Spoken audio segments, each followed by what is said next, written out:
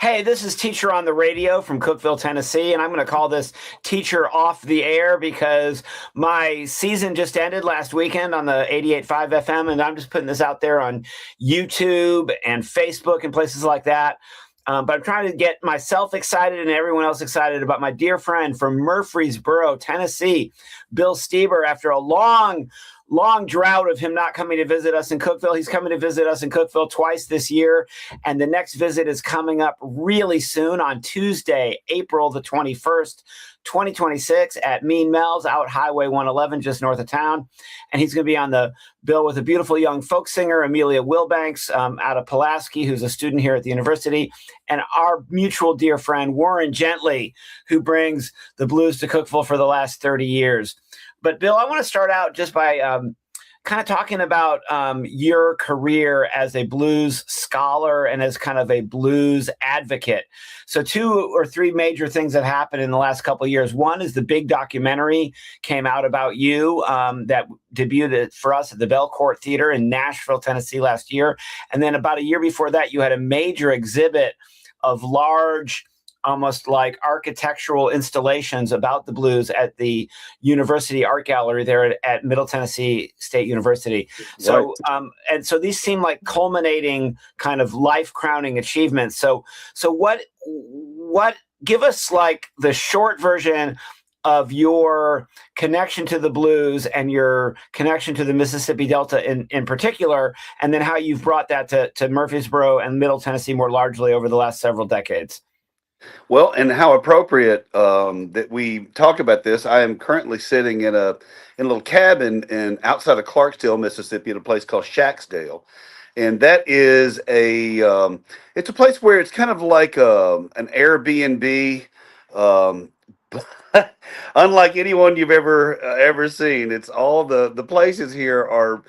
They've rescued the handful of old tenant shacks around the Delta, and you can rent them. And they built some that look like them. I'm sitting in one right now that my wife and I own, and it's what's so appropriate about it is the place where we're sitting is Hobson Plantation, and this is the place where the mechanical cotton picker was introduced. Had the first demonstration back in the 1940s, which single-handedly really kind of launched what they call the Great Migration. It was the transfer over from the sharecropping system into a mechanized cotton, which and a lot of the most concentrated African American population in the country was right here in the Delta. And it quickly started migrating north, particularly to Chicago, Detroit, took in the culture and the music with it, which changed the world. I mean, when Muddy Waters recorded here in 1941 for Alan Lomax for the federal government, heard himself on wax for the first time and said, "I'm just as good as anybody I've ever heard." And he went to Chicago, and and the trajectory of rock and roll and pop culture since comes from there. So it all comes from right here. My family is from Middle Tennessee for at least 6 generations. But my heart has always been kind of in Mississippi. My earliest memories are when we lived in Forest, Mississippi, when I was a baby back in the late 1960s. And I've always loved the music. And when I came here for the first time as an adult in 1992, it was just one of those things. I don't know if you've ever had this feeling, but there's a couple places I've been to in the world where you just feel like this is some place I've either lived here in a life before, or I just feel comfortable. This is my place. This is where things, the landscape, the culture, everything, it just makes sense. Everything just kind of falls into place. It's some people get it, some people don't. You drive through here and it's just a lot of flat lands and agriculture and a lot of poverty. But this is where our culture, our music, really kind of comes from. I've been reading about it in the poetry of John Sinclair, particularly his book Fattening Frogs from Snakes, for many years. And I would read that poem about coming from the Delta up to Chicago and Detroit to my students for years. And I would listen to the blues. And I finally made it to Clarksdale about 9 years ago for the first time. And I go back as often as I possibly can. And I feel that way as well. And it helped me understand my attraction to Memphis, Tennessee, and it really helped me understand Detroit, where I spent many of my formative years. and of course now it's blown up into the international spotlight because of that fantastic film that came out last year and won a couple of Academy Awards. Yeah. The Kugler joint, Yeah. Sinners, Sinners. is just catapulted exactly where you're sitting into the international spotlight once Absolutely. again. Yeah. So did you start playing the blues after you started? You heard it, you visited. Is that when did you start playing the blues? And tell us a little bit about the arc of your musical and artistic career interpreting the blues. Well, yeah, actually, the it really starts with my parents' record collection, which I can't speak too well of in the whole. But when my father was, he was in the Air Force back in the early '60s, and evidently the PX in Alaska had a really good record section because he came home with Dave Brubeck records and John Lee Hooker and Jimmy Reed and just some really amazing stuff. And being an absolute obsessive about music from infancy, I would just dig through the record collection looking for anything. And so I was probably 8 or 9 years old when I first heard John Lee Hooker, who is from Vance, Mississippi, was just a stone's throw from here. And it just spoke to me in a visceral way. Um, then of course, looping back, I was to that later on as a teenager. I was kind of always out of sync with my generation. I always hated '80s music and its, synthesized Aquanet, just kind of plastic ridiculousness. And I just started going back into the history of music and discovering all this, the British, especially the British invasion stuff. Well, listen to the Yardbirds and I hear them play I'm a Man and Smokestack Lightning. And I thought, man, this is great stuff. And then you realize, oh gosh, that's just a pale, reflection of the original. And then you hear Howlin' Wolf, and you hear Muddy Waters, and you hear all the originators of this culture, and you're like, oh my God, this is the stuff. And so I became pretty obsessed. Um, and I really didn't start playing properly myself until I was already in college. Learned guitar. I was already playing a little harmonica, um, and then later on, you tracing those roots back from the British to the original. The that post-war Chicago, like I said, the Great Migration North, and then you start tracing those roots back to where I am right now. And the obsession just grew and grew because those original sources are just so amazing. And then we just started learning that music on different instruments, guitar and banjo, ukulele. That's the great thing about that earliest part of the music. It was before the stereotype set in with the kind of Chicago shuffle. There was a lot more diversity in the music, and we started the Jake Leg Stompers 22 years ago to really bring forth that music. Later on, about 10 years ago, Sammy Baker and I started the Hoodoo Men to kind of capture that time period in the late 40s through the early 60s when the old acoustic pre-war guys, a lot of them were recording for the first time, and they're still playing the music with that pre-war original sensibility, but now they have moved on to amplifiers and electrified acoustic instruments that gave it that kind of grit that reflected the new urban reality of living in South Side of Chicago, or Louisville, Kentucky, or Detroit, or John Lee Hooker leaving here from Vance, Mississippi, and moving up to Detroit and taking that primal boogie with him, but now through electric guitars that just gave it a certain urgency. So that's kind of my knowledge of this history paralleling with my interest in it, and also expanding out my own musical horizons. Then writing songs that draw forth that tradition. um, been a very personal thing. I mean, I don't look at any of this as any kind of like any great exemplar of the culture. I'm just a passionate fan who has to get as close to it as possible, both through photography, through music, through personal relationships, and it just kind of spills out from there. And I'm just glad that I found a bit of an audience that I can advocate for the original culture through the things that I do.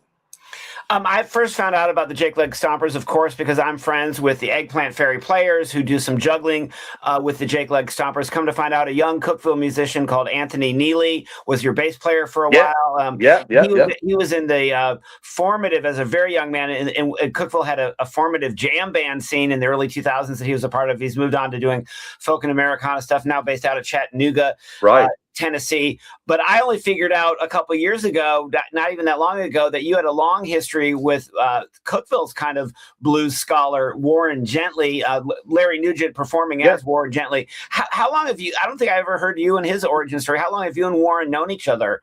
I mean, how did you guys find each other? Well, mostly, like most people now, it's largely we connected through the internet, and yeah, and it's we actually it's there's so funny. Some of my people that I feel the kind of the closest to spiritually and culturally, some of whom I still haven't met in real life.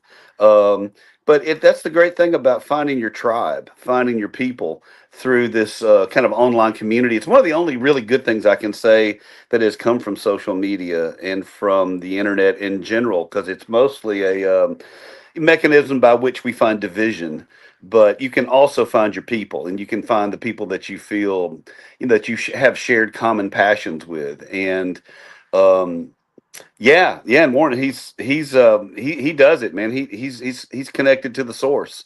And so but we've never played together before, so never done a shared a gig, so this is going to be a super special treat. So we're going to have Bill Steber performing as the Hoodoo Men, headlining the show, and then Warren Gently's going to open for him, and then we've got a folk singer who's going to get the night started off. I decided I wanted to have some female energy in the room, and also a younger person energy. And Emma's a young student here at the university who loves traditional music and bring just a little bit flavor to the evening.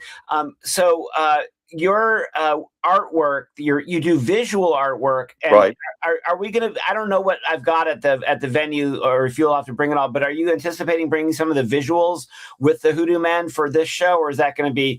No, we fully plan on trying to do that. I've got thousands of images, and so I usually have done this for special occasions. We always do kind of a Halloween Day of the Dead show, which I think.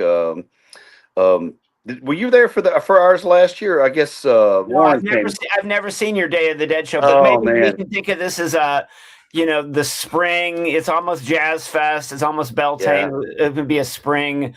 right. The life Oh, and I'm coming back. wearing my New Orleans Jazz Fest T-shirt. I just happen to have it today. So, so in your repertoire with the Hoodoo Men and the Jake Leg Stompers, you mostly perform. You interpret traditional music. Is that correct? Or are there originals mixed in there? A lot of originals, especially with the Hoodoo Man. I write a lot of stuff that's well, first off, I reinterpret, reconvene a lot of that music that I was telling you about, that from that early period when the acoustic blues first went electric, and still had that kind of drive and energy, propelled by these new electric instruments. So it's pretty primal, pretty stripped down, very dance worthy, butt shaking, music.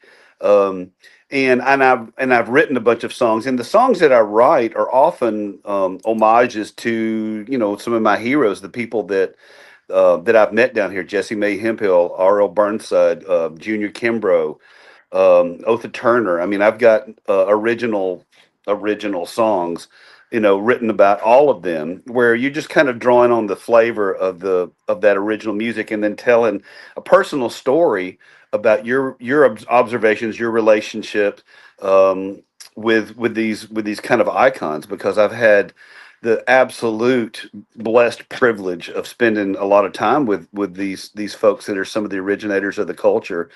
Um, and it's just and they're all gone now. Not all of them, but a lot of that generation are passed on. So it's really funny. When I started out coming down here, it was primarily and almost entirely as doing documentary work, doing interviews, a few field recordings, a lot of black and white photography, field research. Trying to find the sources of. I interviewed the last few living guys that worked for the railroads before they went mechanized, and they remembered some of the work chants. So it was like, hardcore field work. And I collect the stories, I collect the atmosphere, absorb that history. And then once those folks are gone, I didn't have a desire early on to perform myself, because why would I do that? I mean, these guys, the originators of this, are still alive. Well, as they passed on over the years, I feel suddenly kind of an obligation to do this as a way to share their stories, to share their music, to carry on the gifts that I've been given through my association with, for these wonderful artists, and to share that with folks that'll never get a chance to meet them face to face. So that's, it was not born out of a desire that I have to express myself in my music at first, but it was just a pure enthusiasm and love for the music and sharing their stories through what I can do. My guest is Bill Steber of Murfreesboro, Tennessee, and he's joined us live this afternoon from Clarksdale, Mississippi, sitting outside his shack at the Shack Up Inn in Clarksdale, Mississippi, getting ready to do a show tonight. He's going to get off this call and go play some live music in Clarksdale. I had the privilege of taking Warren Gently, Larry Nugent to Clarksdale spring break a year ago. We did some pilgrimage. My first time to the John Hurt grave, my first time to the Robert Johnson grave. And then we ended up at one of those just little storefront honky tonks, and they had booked a indie folk musician, which I thought was so funny because that's my normal go-to, Right. So Yeah. I Yeah. went in and got down to this indie folk, but then they started having just like a jam session, and Larry got involved. It was a truly transformative experience. And I feel like there's something of like, now there's like, you're a carrier of the medicine bag. I mean, there's a direct transmission. There's a torch to be carried.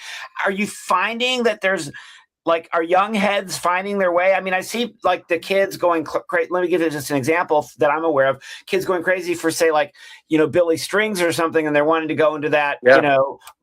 fast bluegrass, jamgrass direction, but knowing the lineage. Are you meeting young kids that are wanting to carry on in this in the kind of more harder, deeper blues that has that Mississippi, I call it from the Delta to Detroit, and I got it Right. from John Sinclair, but it's in my bones now, and I feel Yep. it. And I'm not a musician; I'm just a promoter and a poet and a scholar of it. But are you meeting any younger adults, and like, how do we get the kids excited about the blues?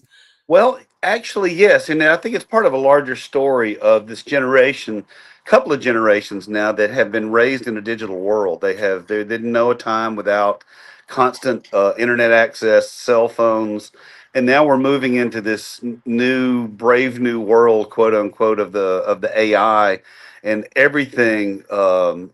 This blurring of the lines between reality and this sort of like fake fantasy world. And there's always, for everything, there's always a counter, you know something that tries to restore order. So what I love about the young folks is that there's so many that are shooting analog film, they're into vinyl, they're into the actual playing of music. One of the most gratifying things is this generation. There's a increasing number of young African Americans that are kind of returning to the roots, that started, maybe 20 years ago, especially with the Carolina Chocolate Drops and the restoration of the African origins of the banjo. But now there's a whole generation of young folks, some of which are from the South, some of which are from urban areas, that are really connecting with the old music. And I say old music, I'm talking the original recordings from the 20s and 30s. Um, there's actually a young man that I've become kind of close to in Greenwood, Mississippi, who is an artist, more of a visual artist than a musical artist, although he's developing that too. Um, his name is Quan, and he makes these sort of like, kind of, they're musical instruments that aren't conventionally playable. They're based on diddley bows, but he mixes in his poetry. He mixes in found objects. It's very visceral. It's beautiful. He has incredible enthusiasm. He's come to my exhibit in Greenwood, and we became really close. He's just absolutely eaten up with it. He wants to learn as much as he can. I've seen him twice this week already. He's just eaten up with the passion for it. And that's the kind of thing you can't just, it just has to come organically. But when the young folks discover something real, it's an antidote to this sort of artificial world that we're living in. I'm very encouraged by it. And who knows where it's going to go? Culture evolves. And it's going to go to a new place, but at least it's coming from a place based on tradition, which is very encouraging to me. Night of Blues and Folk is presented by yours truly, Teacher on the Radio. It's going to be at Mean Mel's. We're just going to be having tickets only at the door. It's $10. They got plenty of room for y'all. I haven't been to a show yet at Mean Mel's where they had to turn anybody away. So just bring your 10 buckaroos to the gig. We're out Highway 111 north of town. It's going to be the Hoodoo Men, Warren Gently, and Amelia Wilbanks. Have you figured out who the other Hoodoo Men are going to be? Have you got that all situated? Yeah. Latest playing partner is Jake Weinbrenner, and he is phenomenal. And just kind of carrying straight on where, I'm still dear friends with Sammy, but he's kind of taking a break from performing live, and so Jake has stepped in, and it's going to be what we like to say is that we're a 4-man group with only 2 people to pay. So. I play, guitar, electrified guitar, and harmonica, and he plays percussion. And with the other hand, has an old microphone that he vocalizes the bass lines through. So it's kind of electric jug. So we're really kind of a 4-piece, and we get a lot of mileage just out of each of us doing double duty. We can bring some greasy stuff, man. He has got an incredibly greasy sensibility on his percussion and on the bass. It's just been so. It's going to get greasy. I hope you can hear me, Bill. You just froze up there for a second. This is Teacher on the Radio, Andrew William Smith, making a live video on April the 9th for a big show we got coming up at Mean Mel's on April the 21st. And Bill Steber was just telling me it's going to get greasy. So come on out, spend $10. Mean Mel's, April 21st. Bill Steber performing as the Hoodoo Men with Warren Gently and Amelia Wilbanks. Bill, I'm going to pause the stream, and hopefully you can come back and we can decompress here, or I'll call you on your phone. You froze up on my end. I've had technical difficulties with my live streams lately. Friends, follow Teacher on the Radio on all the channels, and thanks for listening to this video and watching this video today.